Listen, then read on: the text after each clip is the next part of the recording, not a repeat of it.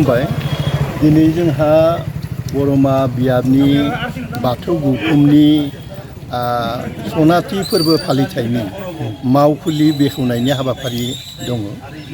बे गोथार हाबाफारियाव जोंहा बारग' एमएलए मनेस्वर ब्रह्मआ जोंनि मावखुलिखौ दिनै बेखेवना होयो।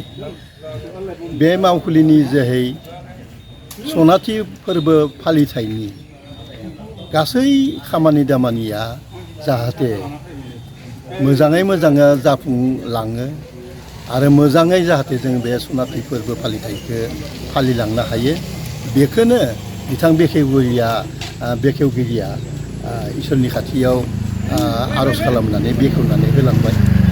दा बाथ्राया जाबाय बे जोंनि जे बरमा बियाबनि दानाय बा बरमा बियाबनि जेरैबायदि मा होनो हिस्ट्रिखौ मा होनोमोन जोंनिया बे जारिमिना गोलाव 50 बोसोरनि सिगांनिफ्राय जोंहा गौथुम हिसाबै जागायजेननो हादोंमोन। जोंहा जोंनि सिगांनि मावथि दैदेनगिरि बिथांमोनखौ जोङो गोसोखांनांगोन। दिनैनि दिनाव बे मैखुलिनि मोनसे दाबसे गोथार जायगायाव जोंनि आगुनि दैदेनगिरि बिथांमोना दिनैनिफ्राय 50 बोसोरनि सिगाङाव बे बरमा बियाब बाथौखौ दादोंमोन। दिनै बे बिथांमोना दालांनाय बे आफादानो 50 बोसोरनि बाबेनलांबाय, 50 बोसोर बाबेनलांबाय।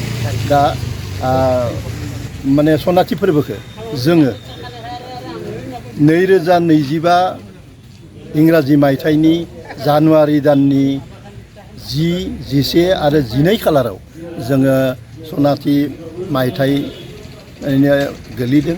बे फोरबोखौ जोङो बे सानथामनि हाबाफारि लानानै जोङो खुंनो आखायाव लादों।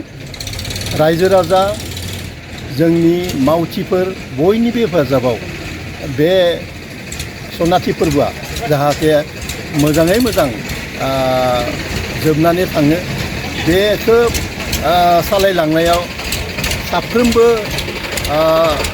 मावथि सोद्रोमाफोरा जोंखौ जाहाथे हेफाजाब होयो। दिनैनि बे गोथार फोरबोआव बेखिनिखौनो आं हांख्रायबाय आरो बेखिनिखौनो बुंनानै